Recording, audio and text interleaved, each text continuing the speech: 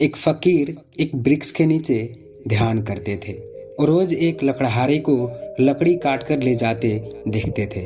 एक दिन उन्होंने लकड़हारे से कहा कि सुन भाई, दिन भर लकड़ी काटता है, 2 जून की रोटी भी नहीं जुटा पाता।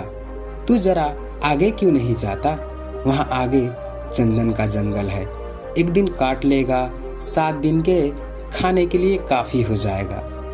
गरीब लकड़हारे को विश्वास नहीं हुआ, क्योंकि वह सोचता था कि जंगल को जितना वह जानता है और कौन जानता है।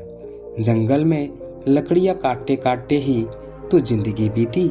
यह फकीर यहाँ बैठा रहता है वृक्ष के नीचे, इसको क्या खाक पता होगा। मानने का मन तो न हुआ, लेकिन फिर सोचा कि हर्ज क्या है, कौन जाने ठीक ही कहता हो। फिर झूठ कहेगा भी क्यों, शांत आदमी मालूम पड़ता है।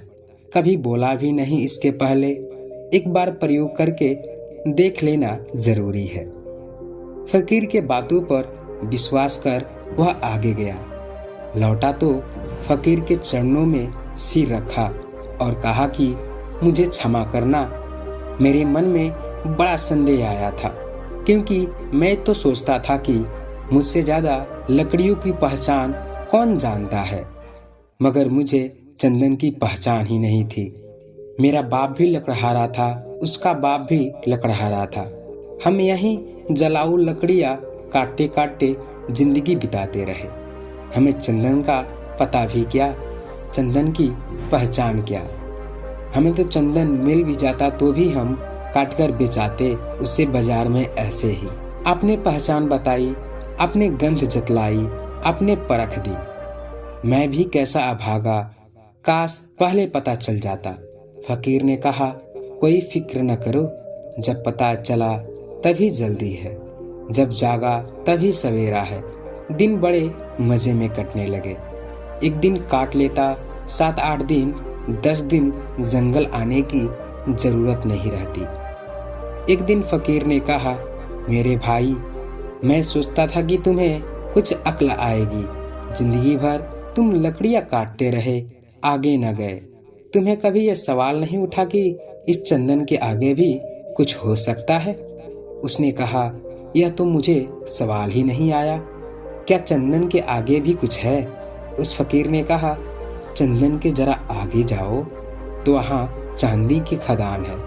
लकड़ियां वकड़ियां काटना छोड़ो, एक दिन ले आओगे, 2-4-6 महीने के लिए हो गया। अब तो वह फकीर पर भरोसा करने लगा था। बिना संदेह किए भागा। चांदी पर हाथ लग गए तो कहना ही क्या, चांदी ही चांदी थी। 4-6 महीने नदारद हो जाता, एक दिन आ जाता, फिर नदारद हो जाता। लेकिन आदमी का मन ऐसा मूड है कि फिर भी उसे ख्याल ना आया कि और आगे कुछ हो सकता है। फकीर ने एक दिन कहा कि तुम कभी जागोगी कि नहीं, कि मुझे ही तुम्हें जगाना पड़ेगा। आगे सोने की खदान है मूर्ख। तुझे खुद अपनी तरफ से सवाल, जिज्ञासा, मुमुक्षा कुछ नहीं उठती कि जरा और आगे देख लूं। अब 6 महीने मस्त पड़ा रहता है, घर में कुछ काम भी नहीं है, फुर्सत है, जरा जंगल में आगे देखकर देखूं, या ख्याल में नहीं आता। उसने कहा कि मैं भी मंदभागी, मुझे यह ख्याल ही न आया। मैं तो समझा चांदी बस आखिरी बात हो गई, अब और क्या होगा। गरीब ने सोना तो कभी देखा ना था, सुना ना था। फकीर ने कहा, थोड़ा और आगे सोने की खदान है और ऐसे कहानी चलती है। फिर और आगे हीरो की खदान है और ऐसे कहानी चलती है। और एक दिन फकीर ने कहा कि ना समझ, अब तू हीरो पर ही रुक गया। अब तो उस लकड़हारे को भी बड़ी अकड़ आ गई। बड़ा धनी भी हो गया था, महल खड़े कर लिए थे। उसने कहा, अब छोड़ो, अब तुम मुझे परेशान न करो।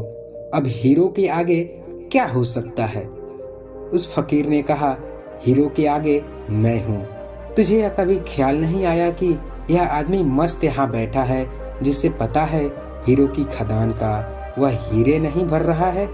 इसको जरूर कुछ और आगे मिल गया होगा, हीरो से भी आगे इसके पास कुछ होगा। तुझे कभी ये सवाल नहीं उठा? वह आदमी रोने लगा, फकीर के चरणों में सिर पटक दिया, कहा कि मैं कैसा मूढ़ हूँ, मुझे यह सवाल ही नहीं आता। तुम जब बताते हो तब मुझे याद आता है। यह ख्याल तो मेरे जन्मों जन्मों में नहीं आ सकता था कि तुम्हारे पास हीरो से भी बड़ा कोई धन है। फकीर ने कहा, धन का नाम ध्यान है। अब खूब तेरे पास धन है, अब धन की कोई जरूरत नहीं। अब जरा अपने भीतर की खदान खोद जो सबसे आगे है। यही मैं तुमसे कहता हूँ, और आगे चलते ही जाना है। उस समय तक मत रुकना जब तक कि सारे अनुभव शांत न हो जाए। परमात्मा का अनुभव भी जब तक होता रहे, समझना दुई मौजूद है, द्वैत मौजूद है, देखने वाला और दृश्य मौजूद है।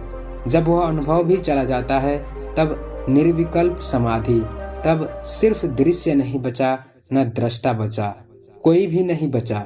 एक सन्नाटा है, एक शून्य है, और उस शून्य में जलता है बोध का दिया।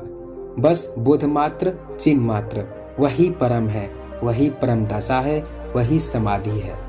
तो मित्रों, इस कहानी में बताया गया है कि ध्यान ही दुनिया की सबसे मूल्यवान वस्तु है और आप इसे कैसे पा सकते हैं। आशा है कि आप इस कहानी को समझ पाए होंगे और अपनी जिंदगी को और बेहतर बना पाए होंगे। ऐसे ही नॉलेजेबल कहानियां सुनने के लिए इस चैनल को सब्सक्राइब जरूर कर ले। जय हिंद।